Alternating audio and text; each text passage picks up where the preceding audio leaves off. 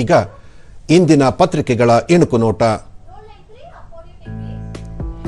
114 Rafale ಖರೀದಿಗೆ ಅಸ್ತು. ಭಾರತಕ್ಕೆ ಫ್ರಾನ್ಸ್ ಅಧ್ಯಕ್ಷ ಮ್ಯಾಕ್ರಾನ್ ಭೇಟಿಗೂ ಮುನ್ನ ಮಹತ್ವದ ಬೆಳವಣಿಗೆ. ಇಂದಿನಿಂದ ಪ್ರಧಾನಮಂತ್ರಿಗೆ ಹೊಸ ವಿಳಾಸ. ಪ್ರಧಾನಿ ಕಾರ್ಯಾಲಯ ಇಂದು ಹೊಸ ಕಟ್ಟಡ ಸೇವಾ ತೀರ್ಥಕ್ಕೆ ಸ್ಥಳಾಂತರ.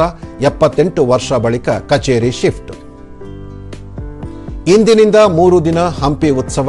10 ಲಕ್ಷ ಜನ ಭಾಗಿ ನಿರೀಕ್ಷೆ. 6 ವೇದಿಕೆಗಳಲ್ಲಿ ಸಾಂಸ್ಕೃತಿಕ ವೈಭವ. ಸಿದ್ದರಾಮಯ್ಯ ಚಾಲನೆ. ಬೆಂಗಳೂರಿನಲ್ಲಿ ಅಂತಾರಾಷ್ಟ್ರೀಯ ಅಣೆಕಟ್ಟು ಸುರಕ್ಷತಾ ಸಮ್ಮೇಳನ.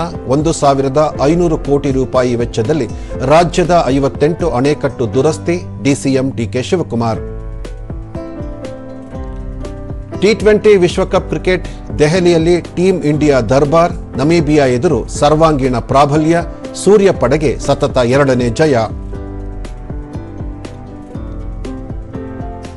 ಇವು ಇಂದಿನ ಪತ್ರಿಕೆಗಳ ಪ್ರಮುಖ ಸುದ್ದಿ. ಉಳಿದಂತೆ ಅಕ್ರಮ ಕಲ್ಲು ಗಣಿಗಾರಿಕೆ ದಂಡ ವಸೂಲಿಗೆ ಓಟಿಎಸ್. 6,000 ಕೋಟಿ ರೂಪಾಯಿಗೂ ಹೆಚ್ಚು ದಂಡ ಬಾಕಿ. ವಸೂಲಿಗೆ ಸಚಿವ ಸಂಪುಟ ಸಭೆಯಲ್ಲಿ ಸಮ್ಮತಿ. ಕೃತಕ ಬುದ್ಧಿಮತ್ತೆ ಶ್ರೇಷ್ಠತಾ ಕೇಂದ್ರ ಉದ್ಘಾಟನೆ. ಸರ್ಕಾರ ಶಿಕ್ಷಣ ಸಂಸ್ಥೆಗಳಲ್ಲಿ ಕೌಶಲ್ಯ ಅಧ್ಯಾಯ ಆರಂಭ. ವಿಮೆ ಮ್ಯೂಚುವಲ್ ಫಂಡ್ ಖರೀದಿಗೆ ಒತ್ತಡ ಸಲ್ಲ. ತಪ್ಪು ಮಾಹಿತಿ ನೀಡಿ ಮಾರಾಟ ಮಾಡುವಂತಿಲ್ಲ. ಆರ್ಬಿಐನಿಂದ ಹೊಸ ಕರಡು ನಿಯಮ ಜುಲೈ 1ರಿಂದ ಜಾರಿ.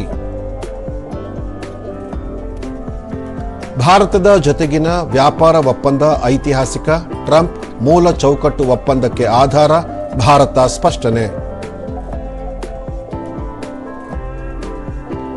ಚಿನ್ನಸ್ವಾಮಿಯಲ್ಲಿ ಐಪಿಎಲ್ ಪಂದ್ಯ. ಷರತ್ತುಬದ್ಧ ಅವಕಾಶ ನೀಡಲು ಸಚಿವ ಸಂಪುಟ ತೀರ್ಮಾನ.